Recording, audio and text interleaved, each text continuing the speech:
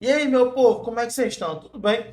Vamos aqui fazer um panorama dessa prova de processo penal do 44º exame de ordem. Vamos lá, vamos ver se o que falamos no nosso revisaço da OAB foi tudo conforme previsto. Vamos à primeira questão. Questão de número 63 da prova da OAB. Uma questão que eu julgo muito fácil, inclusive. Vem comigo. No dia 10 de agosto de 2023, foi publicada a decisão que rejeição de denúncia ou rejeição de queixa-crime relativo ao crime de injúria, pena de 6 meses de detenção, que teria praticado por Maria Aparecida contra Augusto. Augusto, inconformado com a sentença, procurou você como advogado para insurgir contra a decisão de rejeição da exordial acusatória. Pessoal, qual é o recurso contra a decisão que rejeita a queixa-crime? E aí, não tem nenhuma dúvida, alternativa B, apelação. Eu falei sobre isso no nosso revisaço, uma questão muito tranquila de processo penal. Vamos lá. Questão 64. Acompanhe comigo. Cauã e Mariana são indígenas integrantes de são indígenas e mantêm relação íntima de afeto. Opa, você já vai pensar. Se tem uma relação íntima de afeto, incide a lei Maria da Penha. É uma relação íntima de afeto. Depois diz aí que Cauã agrediu, atingindo-a no rosto, lesão corporal leve. Pessoal, se é lesão corporal no âmbito da lei Maria da Penha, nós estamos falando de ação penal pública incondicionada. Isso foi conteúdo batido, inclusive, no nosso revisaço da OAB na última sexta-feira. Então, é uma questão muito tranquila para o aluno que participou. É uma ação penal pública incondicionada por se tratar de disputa sobre direito indígena e de competência da vara criminal. Disputa sobre direito indígena? Não, né, professor? A ação penal depende de representação. Depende de representação, Sten? Não, não depende de representação. A ação penal é pública incondicionada por se tratar de violência doméstica e familiar contra a mulher e na competência para julgamento da Justiça Federal em razão de envolver indígenas, pessoal. E aí, a alternativa de número, alternativa D. A ação penal pública é incondicionada e a competência para julgamento do juizado da violência doméstica e familiar contra a mulher em, entre a relação íntima de afeto existente contra autor e vítima, alternativa de número D, uma questão muito tranquila também, uma questão muito tranquila também, 64, letra D. Vamos lá. 65, questão número 65 foi outra questão que trata sobre prisão cautelar. Uma situação que eu falei no revisaço especificamente sobre a prisão temporária. Então, se você conseguiu ler aquele conteúdo determinado, você também consegue fazer uma boa prova. E aqui, pessoal, o examinador queria saber o quê? Teve a prisão temporária decretada pelo prazo de 30 dias, certo? E ele quer saber se você, como advogado, para atuar no melhor interesse lá do seu constituinte, no primeiro dia da prisão, você deve alegar o quê? Veja só, o crime que está sendo investigado é o quê? É um crime culposo. É admitido a prisão temporária em crime culposo? Não, você já sabe que não, você está cansado de saber que não existe essa possibilidade. Eu falei isso várias vezes, inclusive em sala de aula. Então vamos procurar a alternativa que diz que não é possível prisão cautelar em crimes culposos. Alternativa A liberdade provisória com arbitramento de fiança, não, não é o caso. Liberdade provisória, não, não é o caso. Relaxamento imediato da prisão ilegal, pois o crime de homicídio culposo na direção do veículo automotor não está entre o rol dos crimes que autoriza a prisão temporária. Alternativa C, muito fácil, também na nossa prova, aluno. Espero que você tenha conseguido responder. Agora vamos lá. Vamos aqui para a alternativa, para a questão de número 66. Acompanhe comigo.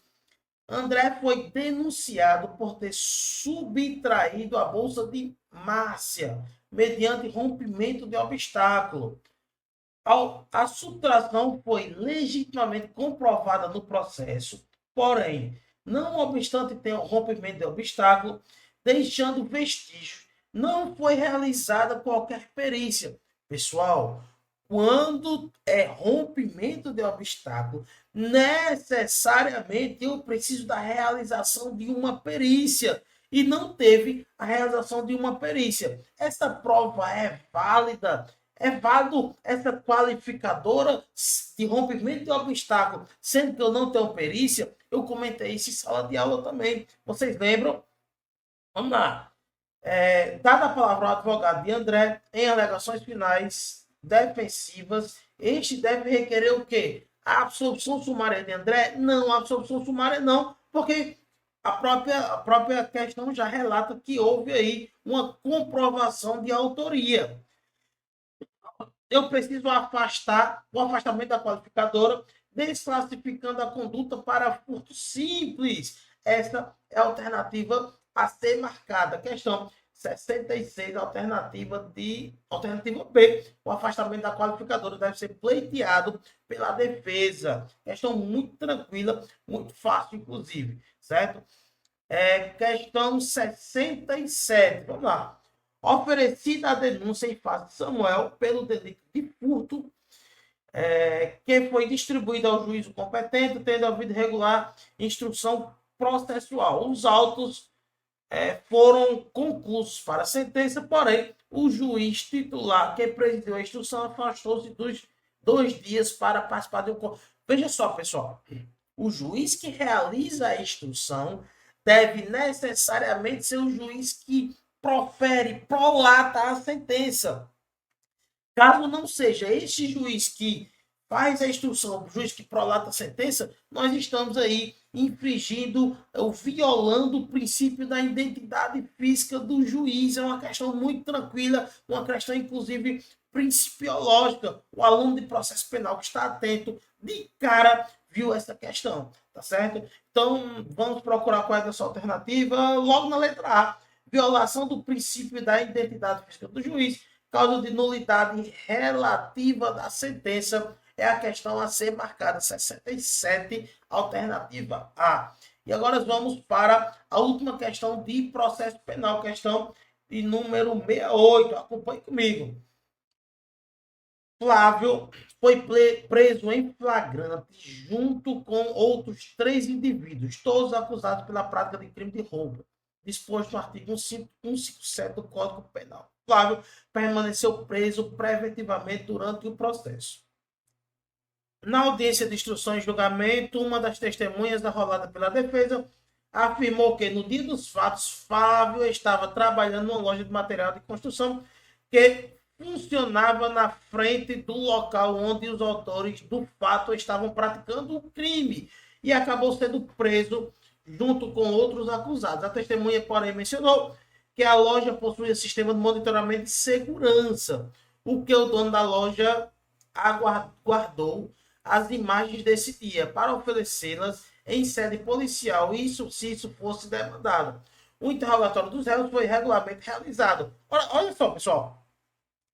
Terminou a instrução processual. Eu tenho diligências a requerer, eu não posso ir para alegações finais se eu tenho diligências a requerer. O que é que o advogado deve fazer nessa situação? Requerer as diligências. É uma questão óbvia. Então, vamos. Eu vou apresentar as alegações finais como que é a alternativa de... não vou apresentar as alegações finais. Eu vou requerer diligência para oficiar a loja de material de construção para que forneça as imagens do dia do fato. É a alternativa B, a alternativa a ser marcada, tá certo? Essa questão, eu olhei ela atentamente e talvez tivesse uma outra alternativa que, por óbvio, eu pudesse marcar. Essa alternativa de número A, de início eu fiquei um pouco preocupado com ela, porque a apresentação de de alegações finais requerendo a imagem da loja. Só que eu entendo o seguinte, se tem as alegações finais, eu posso até contestar tudo que foi dito no processo, mas não é mais hora de requerer nenhuma diligência. Se eu passo para as alegações finais, não faço o requerimento da diligência, precluiu ali a minha chance, acabou com a minha chance de produzir a prova. Por isso que eu digo, a alternativa correta é a alternativa B, eu tenho que requerer as diligências em tempo hábil. E aí eu